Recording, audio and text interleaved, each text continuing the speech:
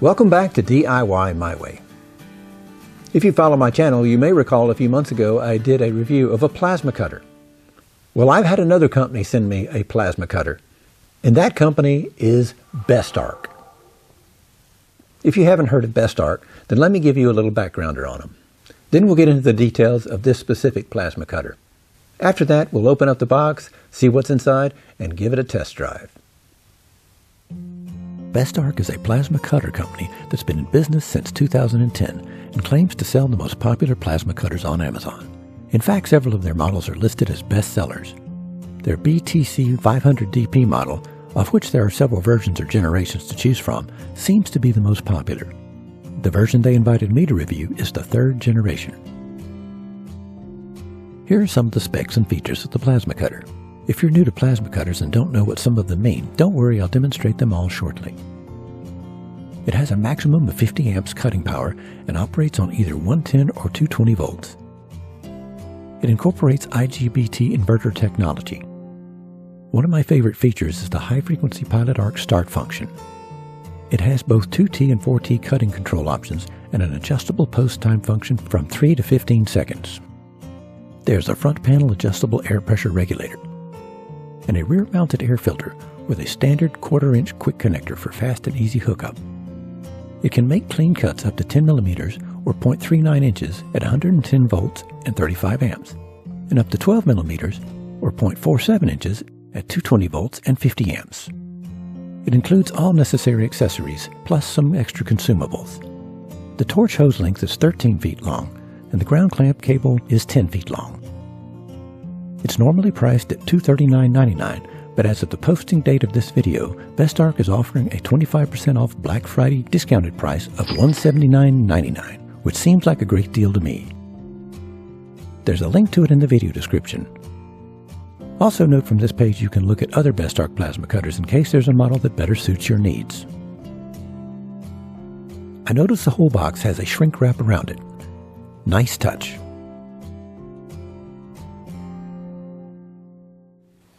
So let's open the box and see what's inside.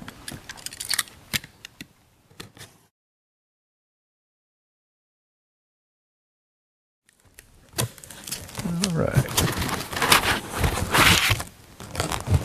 Good thick foam padding on the top for packaging. Just so you'll see, looks like we have the plasma cutter here and accessories in this box.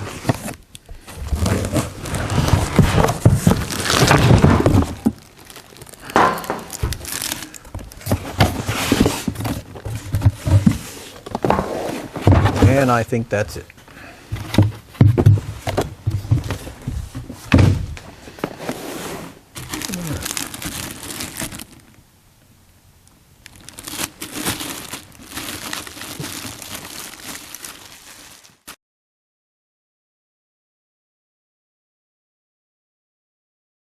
I've actually followed another channel, and I actually had this kind of on my short list that if the other one failed, this is the one I wanted to try.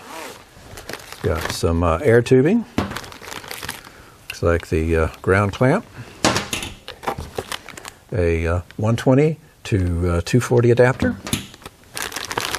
Or actually, the other way around. It's 240 to 120. The torch. Various fittings and a little bit of Teflon tape. And a manual. Right off the bat, I'm impressed with the general build quality of this unit. I like it that it has these very hard plastic corner bumpers to help protect it from bumps and such. The quality of the controls feel quite nice. The knobs, the connectors, all seem to be of good quality. And on the back, another detail that I really like is that this strain relief is a really industrial quality. It's like a watertight, high-quality strain relief for the cord, which I really like. Power switch has a good snap, feels of good quality. But I really like the fact that the air filter is pre-mounted. It's got a protective shield around the little glass that collects condensate, and especially it's got a standard quick connector 1/4 inch quick connect. That's really great. By the way, the manual that comes with it is clear, concise, and complete in my opinion. It is well written and includes tips and techniques for new plasma cutter users. Okay, it's time to take it over to the welding table and test it out. All right, we'll start the testing at 110 volts.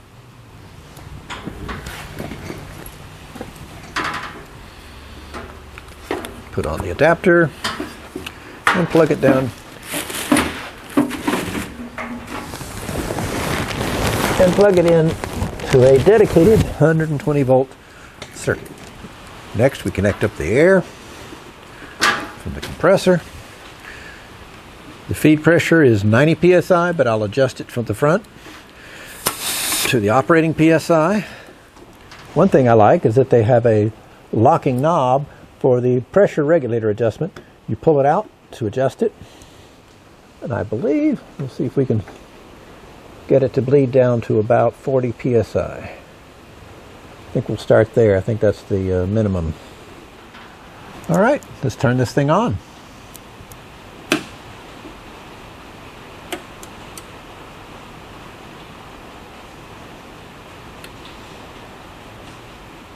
Comes up at 15 amps, and that is apparently the minimum. Yep. This knob, by the way, just rotates round and round, and you can set it from 15, which is the minimum, to 35, which is the maximum on 110 volts. And you see there's an indicator where it knows it's on 110 volts there. Okay, let's connect up the ground clamp and the torch. Ground clamp goes here. It's a push and twist to lock connector. One thing I noticed about the ground clamp that I like is you've got actual copper conductors here and a bonding strap between the two copper clamp conductors, making for a good connection. Clamp that to the bench for just a moment, get it out of the way. And with the torch, you've got 3 different connections. The torch itself, which is that, the pilot arc connection, and the trigger connection. So, this red connector here is for the pilot arc. Eyelet goes on. There's actually a washer here. Actually, I'm going to take this back off for a second so you can see this better. They have a washer underneath, an eyelet. Put that on like so. There we have it.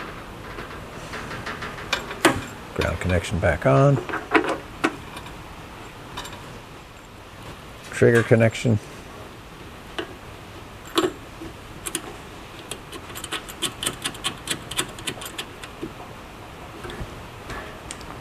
Rubber cap over the torch connection.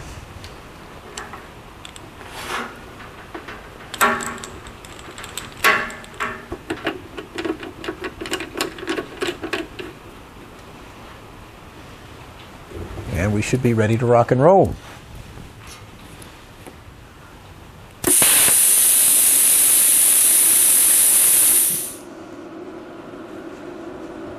Well, folks, this is what I love about it.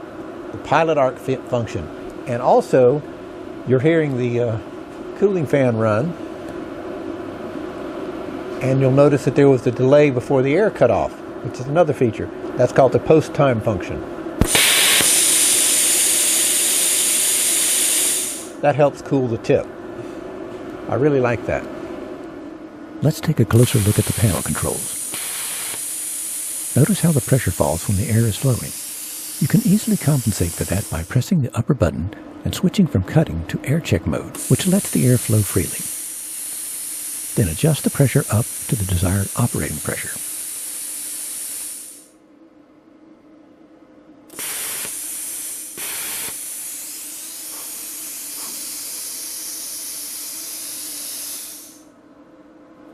In the 2T trigger mode, you press the trigger to start cutting and release it to stop cutting. In the 4T trigger mode, you press and release the trigger to start cutting and press and release the trigger again to stop cutting. To adjust the post-cutting air duration, press the lower button until the PT indicator is lit. Then turn the dial to the number of seconds you want the air to flow after you release the trigger.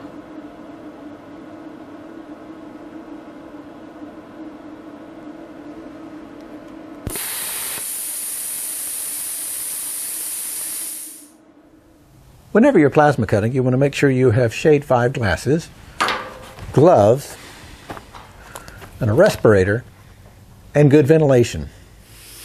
The first test is with 20 gauge mild steel on 110 volts at 15 amps and 50 psi. Cuts like a hot knife through butter. Let's try that again.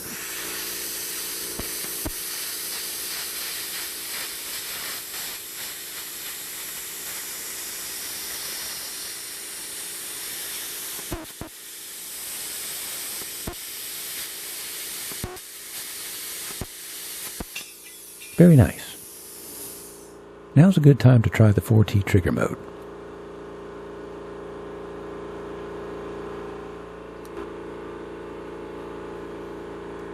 I squeeze the trigger, then release it to start the arc.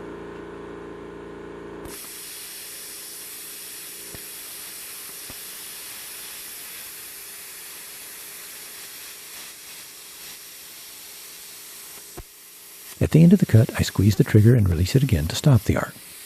It works as advertised. Next up, some 14 gauge mild steel at the same settings.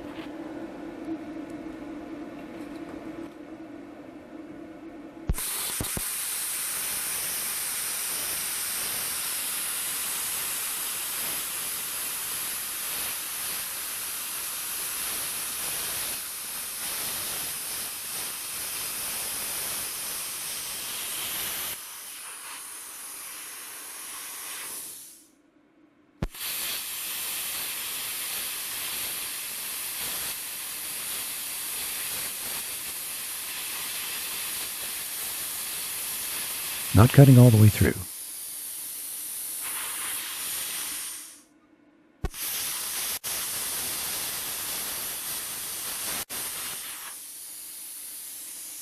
Let's up the amps to 20.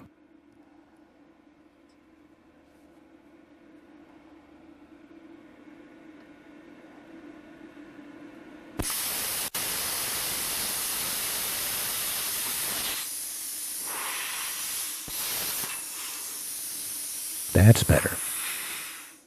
Let's try another cut.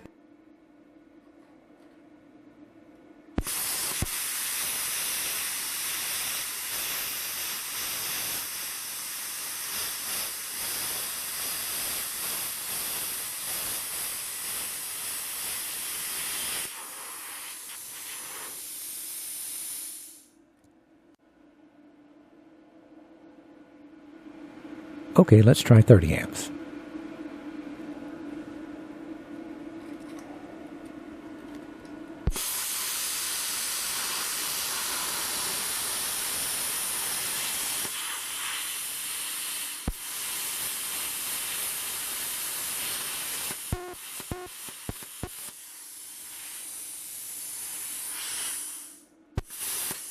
There we go. How about some 1/8 inch steel at 110 volts, 35 amps, and 60 psi?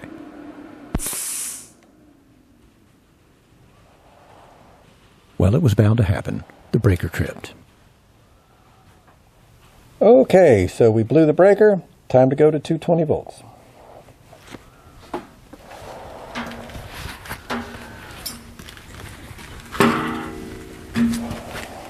Let's try that again at 220 volts. That respirator kind of gives the Darth Vader breathing effect, doesn't it?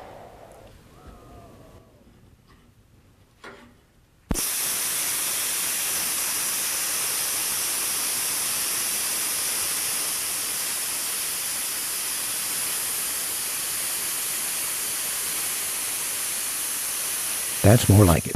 Looks like a fairly clean cut. Just a little dross hanging off. Now that it's on 220 volts, I try backing the amps down to 20 to see how it cuts.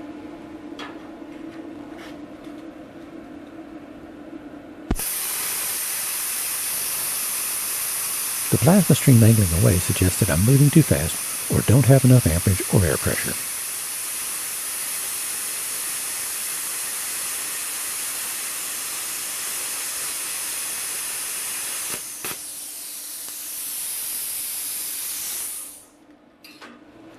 Next, I had some 1/4 inch mild steel starting at 40 amps.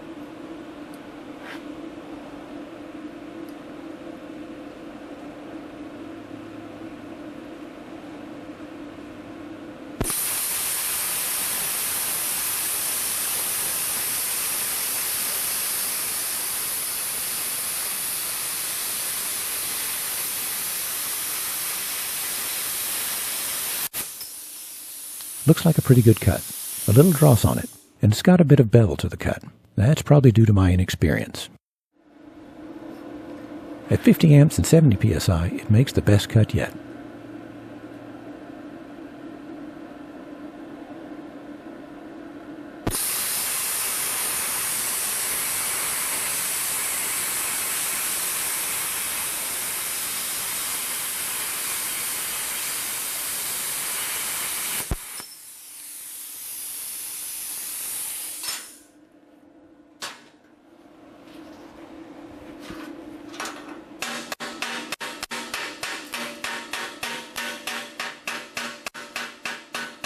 After knocking a bit of dross off, it looks good.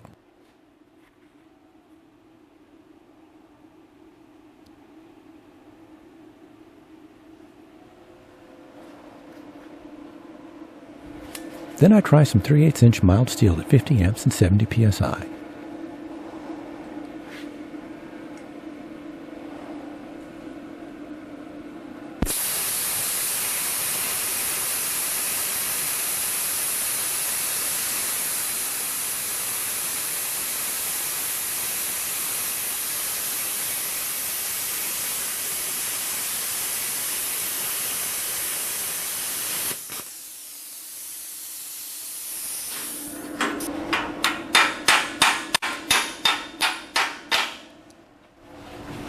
That's a good cut.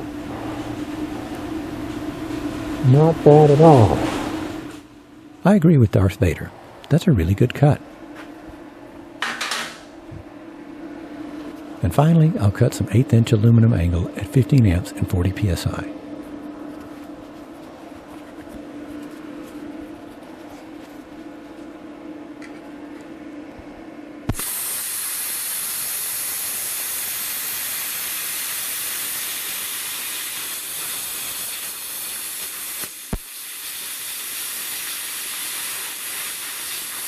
Cuts it like it's not even there. Nice.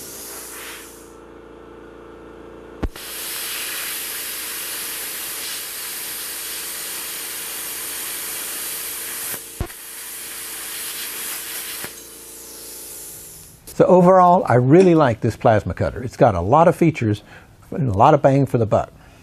Since I'm still relatively new to plasma cutting, it's hard to judge on some of those cuts because I know it's partly technique and I don't have my technique mastered. But nonetheless, it is cutting the material to the thickness that they said it would. The BestArc plasma cutter certainly meets my needs. I really like it that this BestArc plasma cutter has some of the advanced features that you find in more expensive units, but at a budget price, such as the pilot arc start, the 2T and 4T operation of the trigger, and the post-cutting airflow. If there's anything I wish they would change, I wished for a longer power cord, which seems to be about 4 feet long. I'd like it to be at least 6 or foot longer would be better, but it does hook up to my outlet while sitting on my welding table. Other than that, I think it's an awesome unit, and I highly recommend it. I'm happy to report that the BestArc plasma cutter has earned a place on my welding cart, and it looks right at home. I hope you found this video helpful, and if you did, please click that like button, leave a comment, and by all means, please subscribe. If you want to know when I post new videos, click that little bell. As always, thank you for watching, and I'll see you on the next one.